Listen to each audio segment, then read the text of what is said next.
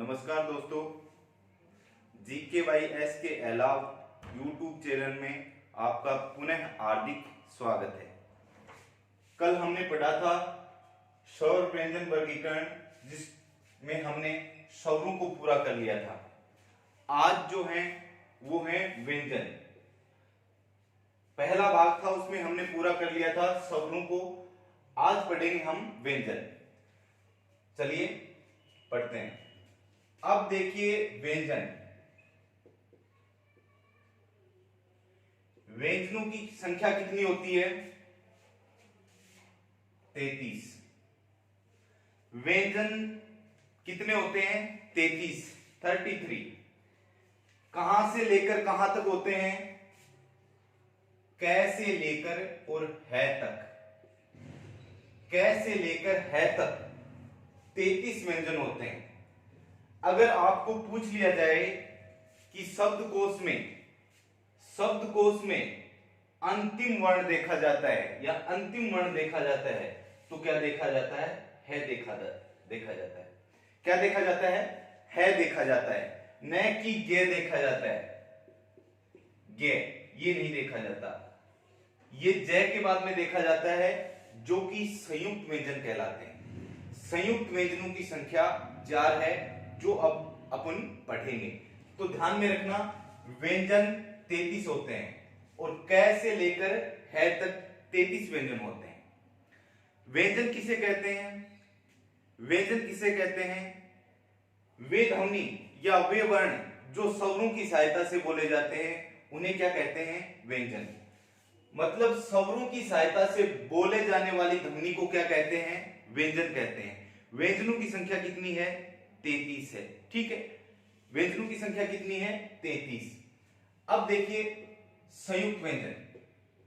संयुक्त व्यंजन, संयुक्त व्यंजन, संयुक्त व्यंजन 4 होते हैं। अगर संख्या पूछी जाए, संयुक्त स्वर पढ़े थे हमने कल, ए ऐ ओ औ। ठीक है, आज पढ़ेंगे संयुक्त व्यंजन।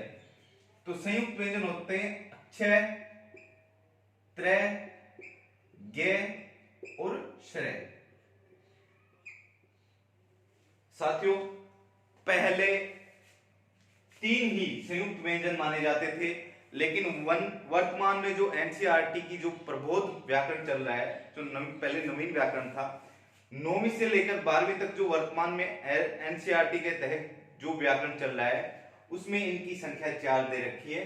तो सहर्ष स्वीकार करना है, सहर्ष स्वीकार करना है कि संयुक्त व्यंजन कितने होते हैं? 4 होते हैं। अक्षय, त्रय, गे। इनका निर्माण कैसे होता है? कै जोड़ में से, छह। ठीक है, ये मूर्धन्य से कहलाता है। देखो, से 3 प्रकार के होते हैं। पहला ये तालव्य से, ये मूर्धन्य से, ये दंत्य से 3 प्रकार के होते हैं। इनका उच्चारण स्थल या उच्चारण स्थान भी भिन्न है। तीनों का भिन्न भिन्न उच्चारण स्थान है। पहला से होता है वो तालव्य होता है, दूसरा मूर्धन्य होता है, तीसरा दंत्य होता है। ठीक है, तो ये हो गया अपना छह का निर्माण। कै जोड़ में से और से मूर्धन्य। ठीक है, कई बार पूछ लेते हैं, हाँ, तय जोड़ में रे, त्रय, जय जोड़ में ये और से जोड़ में रे, ये श्रेय। ठीक है, अक्षय का निर्माण कैसे होता है? कै जोड़ में से, मूर्धन्य से आएगा, तय जोड़ में रे, त्रय, गे जोड़ में, जय जोड़ में ये। गे का निर्माण कैसे होता है? जय जोड़ में ये। और श्रेय का निर्माण क्या होता है? से जोड़ में रे, श्रेय। ठीक है, तो इनको संयुक्त व्यंजन इसलिए कहते हैं कि ये 2 व्यंजनों से मिलकर बने हैं, इसलिए इन्हें क्या कहते हैं? संयुक्त व्यंजन कहते हैं। ठीक है, इनकी संख्या 4 होती है, ये आपको ध्यान में रखना है। और कई बार इनका निर्माण पूछ लेते हैं, जैसे प्रश्न कर देते हैं अक्षय का निर्माण, हाँ, क्षय का निर्माण कैसे होगा? तो वो ऑप्शन में दे देते हैं कै जोड़ में से, कै जोड़ में से, कै जोड़ में छह, या कै जोड़ में से और कै जोड़ में हाँ से। हाँ, तो ये प्रश्न पूछ लेते हैं कई बार तो कैसे होगा निर्माण इसका, कै जोड़ में से, ये ध्यान में रखना है। संयुक्त व्यंजन होते हैं वो 4 होते हैं, इनका निर्माण भी बहुत ही महत्वपूर्ण है, तो ये आपको ध्यान में रखना है। तो संयुक्त व्यंजन कितने होते हैं, 4 होते हैं, ठीक है। अब देखिए संयुक्त व्यंजन, अब हिंदी में व्यंजन पढ़ते हैं वो 33 है, लेकिन व्यंजनों को 3 भागों में वर्गीकृत किया जाता है। अगर प्रश्न है मुख्यतः व्यंजन 3 प्रकार के होते हैं, 3 प्रकार के मुख्यतः व्यंजन कितने प्रकार के होते हैं, 3 प्रकार के। पहला है स्पर्श व्यंजन,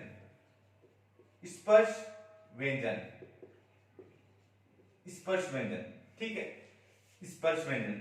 स्पर्श व्यंजन कौन से होते हैं, स्पर्श व्यंजन होते हैं कै से लेकर मैं तक। अगर इनकी संख्या पूछी जाए तो ये 25, ठीक है। ये स्पर्श व्यंजन होते हैं, कै से लेकर मैं तक स्पर्श व्यंजन होते हैं।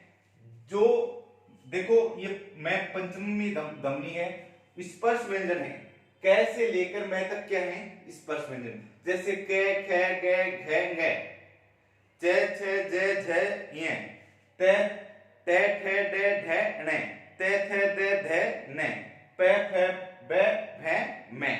ये 25 जो, हाँ, ये वर्ग भी कहलाते हैं। इधर से जोड़ोगे तो भी 5, इधर से जोड़ोगे तो भी 5, ये वर्ग कहलाते हैं। इसलिए कै से लेकर मैं तक जो व्यंजन है वो क्या कहलाते हैं, स्पर्श व्यंजन, ठीक है। इनकी संख्या पूछी जाए तो कितनी है, 25, ये ध्यान में रखना है। कई बार पूछ लेते हैं सीधा ही कि स्पर्श व्यंजनों की संख्या है, तो वो दे देंगे 25, 10, 24, 5, जो भी दे देंगे ऑप्शन में, तो आपको ध्यान में रखना है 25 है 25। इसके बाद दूसरा है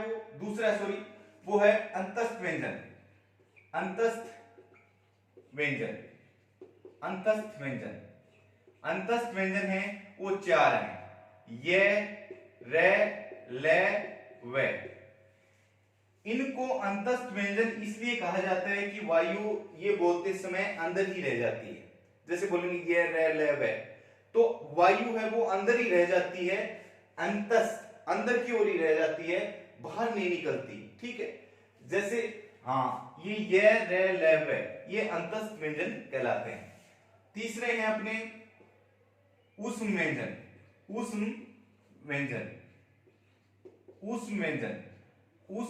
भी 4 होते हैं, ठीक है। ऊष्म व्यंजन भी 4 होते हैं। ये तालव्य से है, ये मूर्धन्य से है, ये दंत्य से है, और ये है। इनकी संख्या भी कितनी होती है, 4। अर्थात हम कह सकते हैं कि मुख्यतः व्यंजन 3 प्रकार के होते हैं। कितने प्रकार के होते हैं, 3 प्रकार के। देखिए 25 और 4 29, 29 और 4 33, तीनों को मिलाकर कुल व्यंजन कितने बन जाते हैं, 33। तो मुख्यतः व्यंजन 3 प्रकार के होते हैं, जिन्हें पहला है स्पर्श व्यंजन, जिन कै से मैं तक 25 वर्ण होते हैं। दूसरा है अंतस्थ व्यंजन, जो ये, रे, ल, वे 4 होते हैं। अगले हैं ऊष्म व्यंजन, जो से, है 4 होते हैं। इनको ऊष्म व्यंजन इसलिए कहा जाता है कि ये बोलते वक्त ऊष्मा अधिक बाहर आती है। ऊष्मा क्या आती है, अधिक बाहर आती है, इसलिए इन्हें क्या कहते हैं, ऊष्म व्यंजन कहते हैं। ऊष्मा अधिक बाहर आने के कारण इन्हें ऊष्म व्यंजन कहा जाता है। आप बोल के देखिए, जैसे से बोलोगे से, तो ऊष्मा अधिक बाहर आएगी, तो ये आपको ध्यान रखना है। हाँ, तो मुख्यतः व्यंजन कितने प्रकार के होते हैं, 3 प्रकार के, ठीक है। अब व्यंजनों का वर्गीकरण। हाँ, उच्चारण स्थान के आधार पर व्यंजनों को 2 प्रकार से बांटा जाता है। उच्चारण स्थान के, अगर प्रश्न आ जाए मुख्यतः व्यंजन कितने प्रकार के होते हैं, तो 3 प्रकार के। और व्यंजन उच्चारण दृष्टि के आधार पर व्यंजनों को कितनी प्रकार से बांटा जाता है, हाँ, वो ध्यान में रखना है, कितनी प्रकार से बांटा जाता है, तो वो आगे पढ़ेंगे। उच्चारण दृष्टि के आधार पर व्यंजनों को दो प्रकार से बांटा जाता है, ठीक है। एक तो उच्चारण स्थल और एक उच्चारण प्रियतर। हाँ, उच्चारण दृष्टि के आधार पर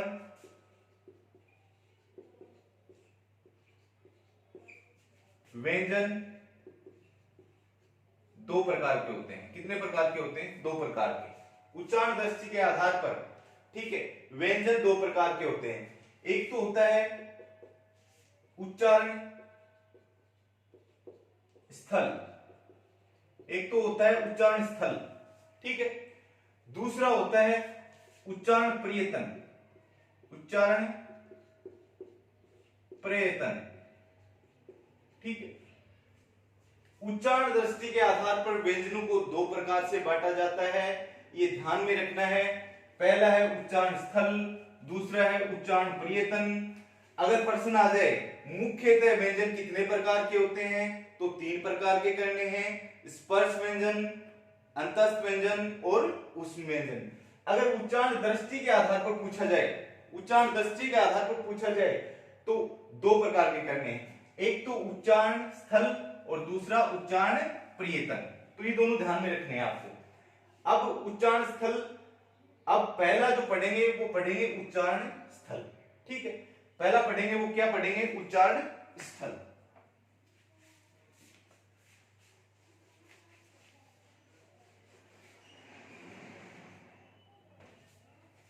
पहला पढ़ेंगे वो है उच्चारण, हाँ, उच्चारण स्थल।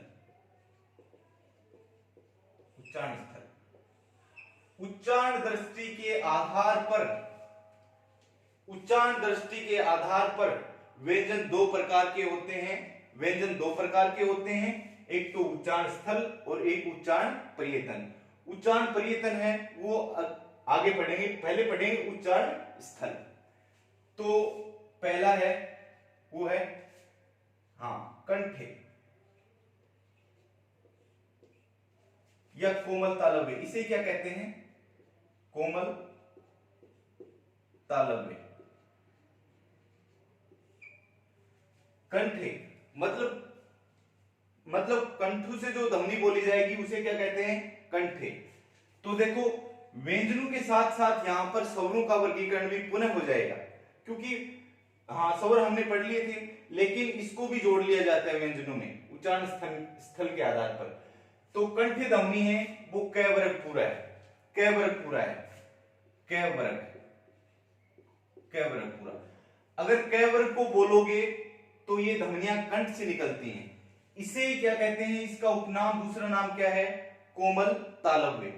क वर्ग का मतलब मेरा है कि क, ख, ग, घ, ङ, पांचों के जो पांचों हैं वो कहां से बोले जाएंगे? कंठे से, ठीक है। क वर्ग का तात्पर्य, अभिप्राय यही है मेरा कि वो पांचों क, ख, ग, घ, ङ, ठीक है। और इसमें फिर स्वर आ जाएंगे ए और आ, ये दोनों स्वर आ जाएंगे, और इसमें है और विसर्ग भी ले लिया जाता है और विसर्ग भी ले लिया जाता है। तो कुल मिला के स्वरों में केवल ए और आ लेने हैं और है और विसर्ग लेना है, और ये पांचों क, ख, ग, घ, ङ, ये कंठे या कोमल तालव्य हो गया। अब दूसरा है वो है केवल तालव्य, केवल तालव्य। अब इसमें अंतर्भेद करें, इसमें और इसमें अंतर्भेद करें। ये तो है कोमल तालव्य, कोमल तालव्य कंठे को ही बोलते हैं, लेकिन तालव्य, हाँ, ये तालव्य, केवल तालव्य, तो ये हो जाएगा च वर्ग, च वर्ग, ठीक है, ये च वर्ग हो जाएगा। इसमें स्वरों में क्या आ जाएगी?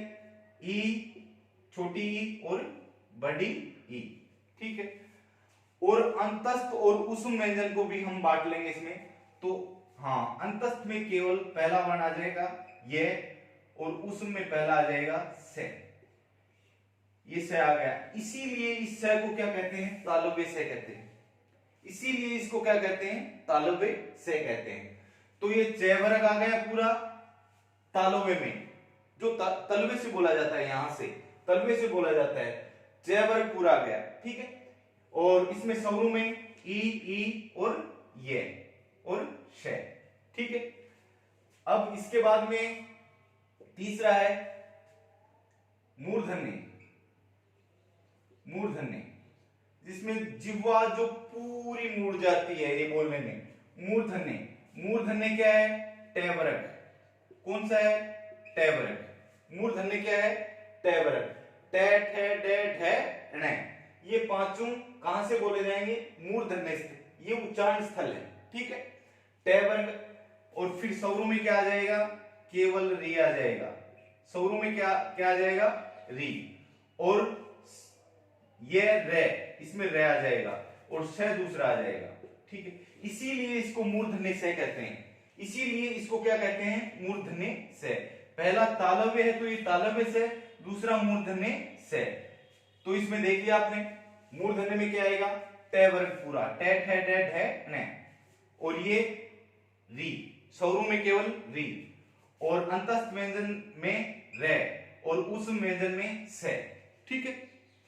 अब है अपना चौथा दंते, ठीक है। दंते, दंते में कौन सा वर्ग आता है? त वर्ग। कौन सा वर्ग आता है? त वर्ग आता है। कौन सा वर्ग आता है? त वर्ग आता है। तो ये आपको ध्यान में रखने हैं, और ये सारे के सारे इसमें से काफी काफी बार प्रश्न पूछ लिए जाते हैं, तो आपको ध्यान में रखना है कि दंते, दंते में त वर्ग आ जाता है। सवरू में क्या लेते हैं? ली, ली, ठीक है।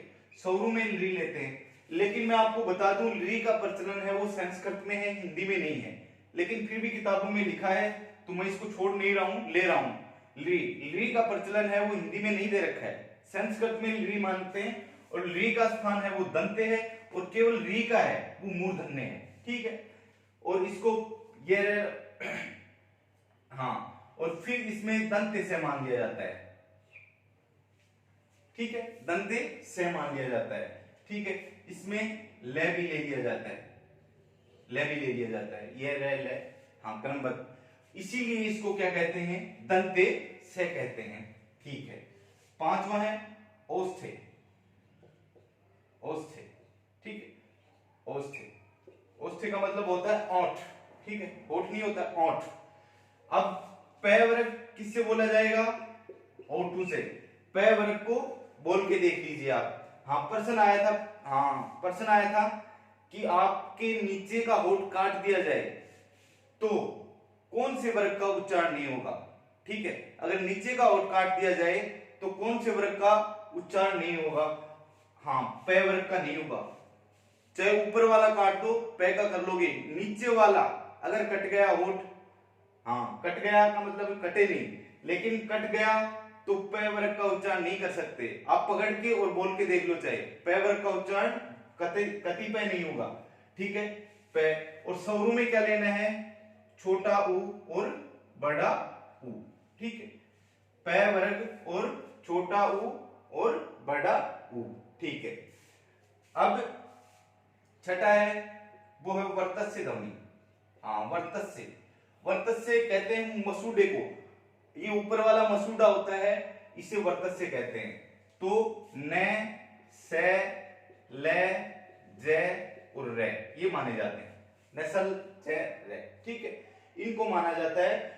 अब इस इनमें भी आते हैं, से देखो ऊपर भी आ गया, यहां भी आ गया, लेकिन हाँ लेकिन एक साथ नहीं पूछेंगे, अलग से पूछ लेंगे। वर्तस्य से पूछेंगे तो साफ साफ पूछेंगे। हाँ न, से, ले, जे और रे, ठीक है। हाँ वर्तस्य होते हैं। वर्तस्य ध्वनि वो होती हैं जो मसूड़, ऊपर वाले मसूड़े के ऊपर से बोली जाती हैं, उन्हें क्या कहते हैं? वर्तस्य, ठीक है। अब है सातवां है दंतोष्ठे, दंतोष्ठ, दंत और ओष्ठ केवल वह है, ठीक है। आठवां है कंठोष्ठ, कंठोष्ठ, ठीक है। कंठोष्ठ ओ और औ, ओ और औ, ठीक है। और अपना नौवां अंतिम है कंठ तालु, ए और आई, ठीक है, ए और आई, ठीक है। और अपना 10वां है लास्ट, मैं यहां लिख रहा हूं क्योंकि नीचे दिख नहीं रहा। 10वां है अली जीवा, अली जीवा, अली जीवा, इसे ही स्वर यंत्री कहते हैं, स्वर यंत्री, इसे ही काकल्य ध्वनि कहते हैं। और ये केवल है, ठीक है ऊपर भी आ गया। और अली जीवा, अगर इसको है को अच्छी तरीके से जो माना जाए तो पहले अली जीवा ही मानना है कि है क्या है, अली जीवा है, ठीक है। और कोमल तालव्य कंठे से भी बोला जाता है और विसर्ग, लेकिन क्या मानना है आपको, पहले अगर आ जाए कि है और अली जीवा भी दे दे और कंठे भी दे दे तो आपको अली जीवा करना है, ठीक है। तो ये आपका वर्गीकरण था उच्चारण स्थल के आधार पर सब व्यंजनों का वर्गीकरण, ठीक है।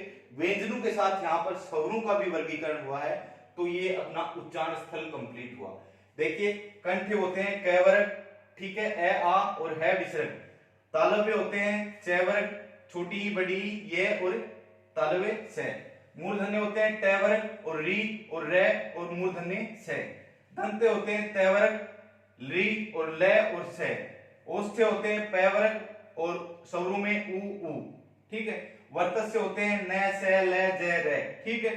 दंतोष्ठ्य केवल व को लेना है, ठीक है। कंठोष्ठ्य ओ औ, कंठ तालु ए और आई, कंठ तालु ए और आई। तो ये अपना वर्गीकरण हो गया उच्चारण स्थल के आधार पर व्यंजन, ठीक है, ये कंप्लीट हुआ। अब पढ़ेंगे उच्चारण पर्यतन के आधार पर व्यंजन, उच्चारण पर्यतन के आधार पर व्यंजन, ठीक है। उच्चारण पर्यतन के आधार पर व्यंजन।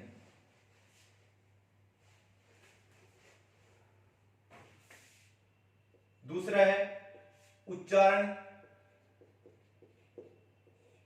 प्रयतन, हाँ, उच्चारण प्रयतन के आधार पर व्यंजन, ठीक है। उच्चारण प्रयतन के आधार पर व्यंजन, पहला है हाँ स्पर्श संघर्षी, स्पर्श संघर्षी, स्पर्श संघर्षी, ठीक है। देखो केवल स्पर्श व्यंजन तो होते हैं कैसे लेकर मैं तक, पीछे पढ़े आपने, लेकिन यहां मैं लिख रहा हूं स्पर्श संघर्षी व्यंजन। और इन्हें क्या कहते हैं, स्फोटित, स्फोटित, हाँ स्फोटित ध्वनि, इन्हें क्या कहते हैं, स्फोटित ध्वनि, ठीक है, स्फोटित ध्वनि, ठीक है। कौन कौन से होते हैं, च, छ, ज, झ, ये को कोष्टक में लेना है, ये को किस में लेना है, कोष्टक में। वैसे मूल रूप से 4 ही माने जाते हैं, च, छ, ज, झ, हाँ। और ये अगर ऑप्शन में, ऑप्शन का अभाव है, ये चारों ऑप्शन में नहीं है और आपको पूछ लिया स्पर्श संघर्षी व्यंजन है और ये दे दिया और ये चारों है ही नहीं, तो फिर ये को मान लेना है, जब जोर जबरदस्ती करनी नहीं है आपको, ठीक है। तो उसमें ये को मान लेना है, मूल रूप से इनकी संख्या 4 ही होती है, ठीक है, च, छ, ज, झ।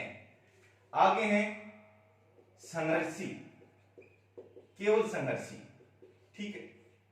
संघर्षी कौन से हैं, से, उसमें व्यंजनों को संघर्षी भी कहते हैं, से और है, ठीक है। इनको क्या कहते हैं, संघर्षी भी कहते हैं, ठीक है। फिर है नासिकीय ध्वनि, नासिकीय, हाँ नासिकीय ध्वनि, इन्हें पंचम वर्ण कहते हैं, पंचम वर्ण, ठीक है, पंचम वर्ण, इन्हें पंचम वर्ण कहते हैं। अंगय यण में पांचों हैं, अंगय ये न और मैं, ठीक है। अंगय यण में पांचों ध्वनि हैं, इनकी संख्या की बात करें तो 5, ठीक है, इनकी संख्या की बात करें तो 5 है, ठीक है। फिर है आपका पार्श्विक ध्वनि, पार्श्विक ध्वनि, हाँ पार्श्विक ध्वनि, पार्श्विक ध्वनि, पार्श्विक ध्वनि कौन सी है, केवल लय, हाँ एग्जाम में पूछा गया है कि पार्श्विक ध्वनि है, पार्श्विक ध्वनि कौन सी है, लय, ठीक है। अब पांचवा है लुंठित। लुंठित, लुंठित को परकंपित कहते हैं। इसे ही कंपन जात कहते हैं। इसे ही क्या कहते हैं? कंपन जात। और ये कौन सा है? रे। ठीक है, अपन पढ़ रहे हैं उच्चारण पर्यतन के आधार पर अब व्यंजन। ठीक है, स्पर्श संघर्षी कोई क्या कहते हैं? स्फोटित ध्वनि कहते हैं, जिनमें च, छ, ज, झ लेने हैं, 4 ही लेने हैं। ऑप्शन के अभाव में यह को मान लेना है। संघर्षी व्यंजन है वो से है, उस व्यंजनों को संघर्षी कहते हैं। नासिकी ध्वनि है वो पंचम वर्ण, हाँ नासिकी ध्वनि को ही पंचम वर्ण कहते हैं। में पांचों मैंने लिख दिया है। पार्श्विक ध्वनि ल है। लुंठित, लुंठित या प्रकंपित या कंपन जात, इसे रे। ठीक है, यहां तक समझ में आया। अब जो छठा है वो है उतक, जो एग्जाम में बहुत बार पूछा गया है, उतक्षिप्त ध्वनि। उतक्षिप्त, हाँ ध्वनि, उतक्षिप्त ध्वनि, उतक्षिप्त ध्वनि है। उतक्षिप्त ध्वनि, इसके बहुत से नाम हैं। इसे ही ताड़न जात कहते हैं। ताड़न जात, इसे ही द्विज कहते हैं। इसे ही द्विसपृष्ठ कहते हैं। हाँ द्विसपृष्ठ कहते हैं। इन्हें क्या कहते हैं? नव विकसित कहते हैं। नव विकसित ध्वनि कहते हैं। इन्हें द्विगुण कहते हैं। ठीक है, और ये कौन सी ध्वनि है? अढ़ और ढ, दो ध्वनि। ठीक है, इसको नुक्ता बोलते हैं, नीचे वाले को ऊपर लगता है उसको अनुस्वार बोलते हैं, नीचे नुक्ता बोलते हैं। अढ़ और ढ। देखो दोस्तों, अढ़ और ढ, इन ध्वनियों का प्रयोग वाक्य शब्द के आरंभ में नहीं हो सकता। इन ध्वनियों का प्रयोग शब्द के आरंभ में नहीं हो सकता। जैसे मैं लिखूं डफ तो अडफ नहीं होता। ठीक है, मैं लिखूं डमरू नहीं होगा। मैं लिखूं ढक्कन नहीं होगा। तो कहने का तात्पर्य, अभिप्राय यही है कि अड़े और ढे, इन उतक्षिप्त ध्वनि का हाँ प्रयोग शब्द के आरंभ में नहीं होता, या तो बीच में होता है या अंत में होता है। जैसे मैं लिख दूं बूढ़ा, बड़ा, ठीक है, कड़ा, हाँ तो बाद में हो जाएगा, लेकिन शब्द के आरंभ में उतक्षिप्त ध्वनियों का प्रयोग नहीं होता है। ठीक है, अब उच्चारण पर्यतन में हाँ ये बिठा देता हूं। एक और बच गया जो अपना अंतिम है, वो है हाँ वो है संघर्ष, संघर्षहीन। इन्हें अर्ध स्वर कहते हैं। अर्ध स्वर कहते हैं। इसे ही ईसत ध्वनि कहते हैं। क्या कहते हैं? ईसत ध्वनि। देखिए, संघर्षहीन कह दो चाहे अर्ध स्वर कह दो चाहे ईसत ध्वनि कह दो चाहे, वो है ये और वह, ये और वह। देखिए, अर्ध स्वर भी कहते हैं जिनकी यण संधि बनती है। कौन सी? ये और वे की क्या कौन सी संधि बनती है? यण संधि। इनको ही अर्ध स्वर कहते हैं। ईसत का मतलब होता है धीरे से बोली जाने वाली ध्वनि, अर्थात ये और वे को, अर्थात ये और वे को हम बोलेंगे, ये और वे को बोलेंगे तो बिल्कुल धीरे से ध्वनि, ये वे बिल्कुल धीरे से ध्वनि निकलेगी। तो ये ध्यान में रखना है, ईसत का मतलब होता है धीरे से बोली जाने वाली ध्वनि। संघर्षहीन अर्ध स्वर ईसत ध्वनि किसे कहते हैं? ये और वे को, ये और वे को। ठीक है, ये उच्चारण पर्यतन भी अपना हाँ कंप्लीट हुआ। उच्चारण पर्यतन भी कंप्लीट हुआ। अब अपना है अंतिम जो इसका हाँ बाह्य पर्यतन के आधार पर व्यंजन। बाह्य पर्यतन के आधार पर व्यंजन। हाँ, बाह्य बाह्य प्रयत्न, बाह्य प्रयत्न के आधार पर व्यंजन। देखिए, बाह्य प्रयत्न के आधार पर व्यंजन दो प्रकार के होते हैं, ठीक है। ये अंतिम पराकाष्ठा सीमा पे अपना टॉपिक व्यंजन वर्गीकरण स्थल, ठीक है। तो बाह्य प्रयत्न के आधार पर व्यंजन दो प्रकार के होते हैं दोस्तों। एक तो होता है घोषत्व के आधार पर, एक तो होता है घोषत्व के आधार पर, और एक होता है प्राणत्व के आधार पर, प्राणत्व के आधार पर, ठीक है। बाह्य प्रयत्न के आधार पर व्यंजन दो प्रकार के होते हैं, एक तो घोषत्व के आधार पर, एक प्राणत्व के आधार पर। घोषत्व का मतलब है गूंज, जिसे इंग्लिश में कह सकते हैं वाइब्रेशन, वाइब्रेट, ठीक है। घोषत्व का मतलब होता है गूंज, इसे ही नाद कहते हैं, इसे क्या कहते हैं, नाद। इसे ही कहते हैं तंत्रिका, तंत्रिका तंत्र, हाँ, तंत्रिका तंत्र के आधार पर, गूंज के आधार पर, नाद के आधार पर, हाँ, तंत्रिका तंत्र के आधार पर, या कंपन के आधार पर, कंपन के आधार पर, ठीक है। इसके ही नाम है घोषत्व के आधार पर, गूंज के आधार पर, नाद के आधार पर, तंत्रिका तंत्र झंकृत के आधार पर, कंपन के आधार पर। कौन से होते हैं, हाँ, दो होते हैं। ये भी कितने होते हैं, दो होते हैं। एक तो होता है अघोष और दूसरा होता है सघोष, ठीक है। इसको ही घोष बोलते हैं, इसको ही क्या बोलते हैं, घोष बोलते हैं, इसको ही क्या बोलते हैं, घोष बोलते हैं। घोषत्व के आधार पर, या गूंज के आधार पर, या नाद के आधार पर, या तंत्रिका तंत्र के आधार पर, या कंपन जात के आधार पर व्यंजन कितने प्रकार के होते हैं, दो प्रकार के होते हैं, अघोष, सघोष। सघोष को ही घोष कहते हैं, ठीक है। ये क्रमबद्ध तरीके से पढ़ेंगे। प्राणत्व के आधार पर, ठीक है, प्राणत्व के आधार पर, या इसको वायु के आधार पर भी कह सकते हो कि अपन जो वर्ण बोलेंगे तो वायु कितनी बाहर आएगी, वायु को ही प्राण कहते हैं, ठीक है। वायु को ही क्या कहते हैं, प्राण कहते हैं। जो व्यंजन अपन बोलेंगे तो वायु कितनी बाहर आएगी।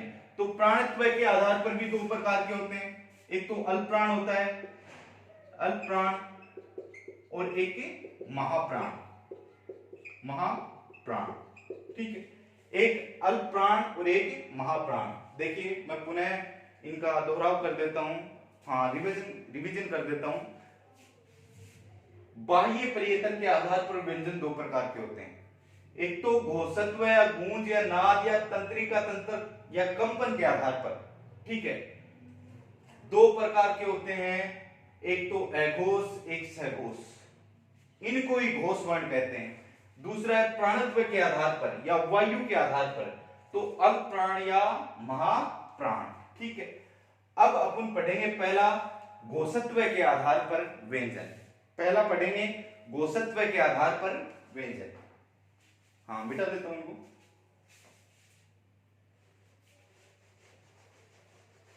घोषत्व के आधार पर व्यंजन, पहला है घोषत्व के आधार पर, हाँ, घोषत्व के आधार पर व्यंजन, ठीक है, घोषत्व के आधार पर व्यंजन।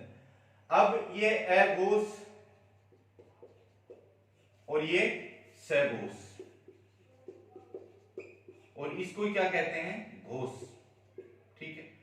व्यंजन संधि में ये महत्वपूर्ण भी है कि प्रथम वर्ण के जैसे बोला जाएगा, वहां पर प्रथम वर्ण के बाद में घोष व्यंजन आ जाए तो प्रथम वर्ण अपने ही वर्ग के तीसरे में बदल जाता है या पांचवें में बदल जाता है। इनका महत्व स्थान है, हाँ, इनका महत्व है किसमें, व्यंजन संधि।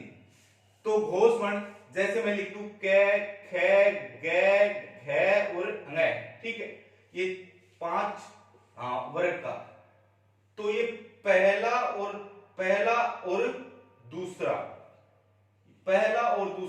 मैं तक, ये कै की लाइन, फिर चे की लाइन, फिर टै की लाइन, फिर टै की लाइन, फिर पै की लाइन, पै तक पांचों में पहला और दूसरा वर्ण, पहला और दूसरा क्या होते हैं, अघोष होते हैं, ठीक है।